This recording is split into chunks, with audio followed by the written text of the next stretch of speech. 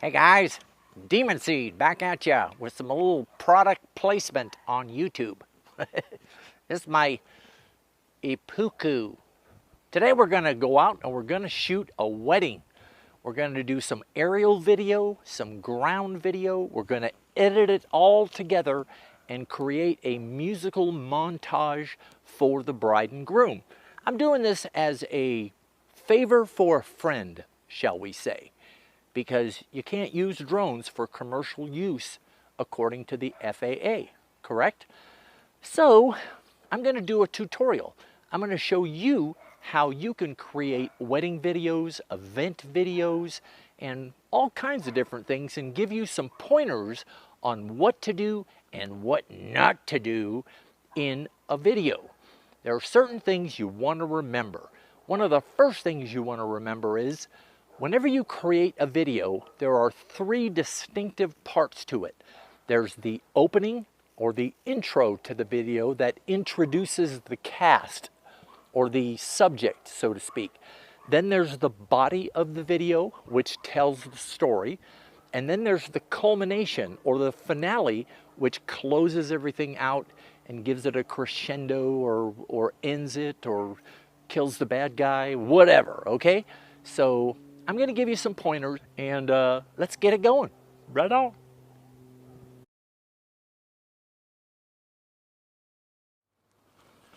All right, the first thing I want to tell you is, and it's the biggest mistake that most people make, and that is don't make a video that's over 4.5 minutes long. If you look at the YouTube analytics, it'll show you there that the average viewer on YouTube starts bailing out of the videos right at about the 4-minute mark. So about 5 minutes into your video, you've lost 60% of your viewers, and at 6 minutes and 7 minutes, you've lost 80% of your viewers. The next thing is, don't be afraid to make short clips. Too many people think that a long clip, like a video clip that is 30 seconds or 40 seconds long, is okay. Well, it's not. The average clip should be no longer than maybe 5 to 8 seconds long. And that's for your average clip. You can make outstanding edits and make cuts that are only a half a second long or even 1 second long. And it actually adds interest to the video because the viewer is constantly being challenged by something new that's coming up. And their brain starts to expect that. They're not going to start snoozing off on you after a 30-second long clip because they have no idea when this damn thing is going to end. Don't be afraid to use a 1-second clip, okay? The next thing is how you lay down your music.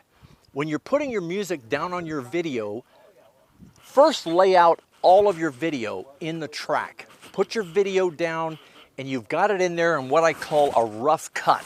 So everything in there, and it's a little bit long and it's not quite where you want to edit it perfectly, but it's in place and you've cut out all the crap, right?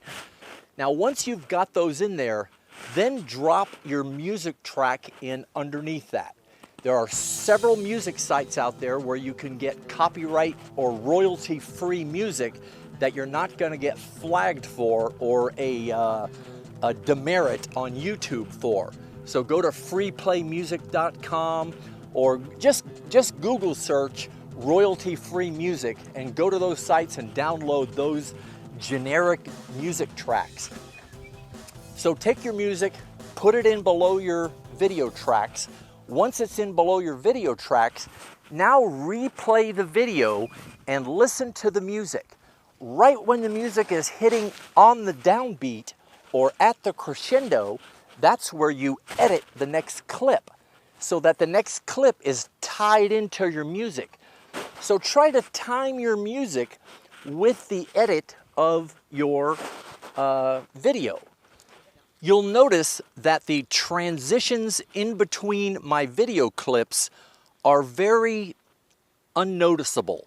In other words, I'm not using transitions between each of the clips that stand out.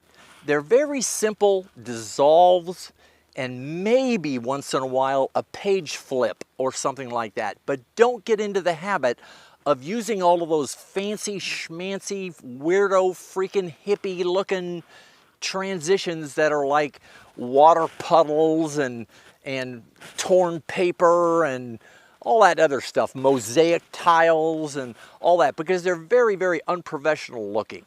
Just use simple transitions, fade outs, cross dissolves, and maybe when you're changing from one major scene into another major scene, then you might use like a cube turn or a page flip, because then it lets the viewer know that there's something drastically changing in your video. But during a normal progression of your video edits, if you're staying on the same topic, like let's say you're flying and the next one you're coming around the corner and the next one you're coming around for approach and the next one is a video shot, those shouldn't have any transitions at all. They're just edit, edit, edit, edit. They just jump from one to the next, to the next, to the next, to the next. There's no transitions in between them. As far as titles go, titles should also be kept relatively simple. Don't get into the habit of using really bizarre, freaky titles. Just keep them nice and simple, and maybe choose a font that is conducive with what kind of a video you're doing. Like if you're doing something that's funny and humorous and whatever, then you might use a circusy looking font. But if you're doing something that's professional and you know, it's straight up and informative, it's a tutorial, then use Times Roman or Helvetica or something that's just clean and simple. Drop in subtitles wherever you can to make your point throughout the body of the video. And also you can do what's called cutaways.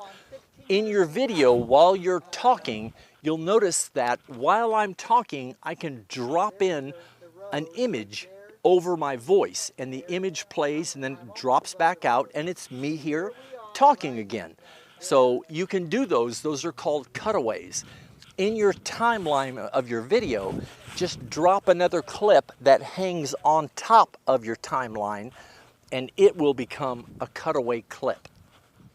All right, guys, grab your video editor, slam that baby together, and post it to YouTube.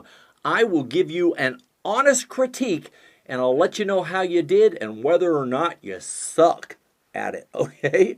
All right, let me know now, all right? Okay, coming up next week, we've got the unboxing and reveal of the 3D Robotics Iris Plus coming up. I mean, this drone is absolutely amazing.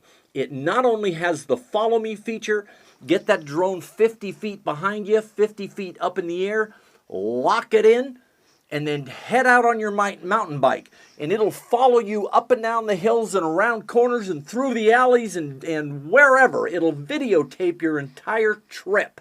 So mountain biking, snowboarding, mountain climbing, horse racing, pig wrestling, I don't care what you do, it will follow you on that whole trip. Imagine the stuff you could do with this thing. So I'm really looking forward to it. Now the Iris Plus not only has the follow me feature, but it also has the newest, most highly advanced flight controller available. It's the APM open source Pixhawk. Now that flight controller, open source means that every developer and web designer or geek out there can write new features for the Iris Plus.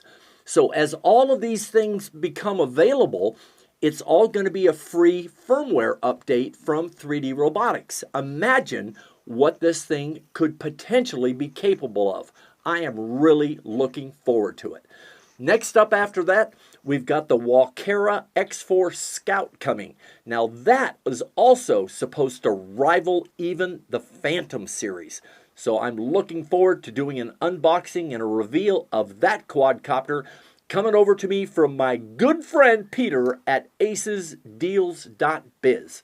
Remember, if you're ordering a Phantom or a 3D Robotics Iris or the Walkera, go to acesdeals.biz, but do not forget to put Demunseed in the coupon code, because you'll get an extra whopping discount that'll take care of all of your shipping or your prop guards or a battery or whatever. Okay, so take advantage of it. It happens. All right, you guys, there's another Demunseed episode for you. You guys have a great weekend. Hope to see you again. Don't forget to subscribe to Demunseed. I am giving away a DJI Phantom 2 Vision Plus in December for the 12 drones of Christmas. So check out that video. It'll show you all the shit I'm giving away then. All right? See you on the backside. Bye-bye.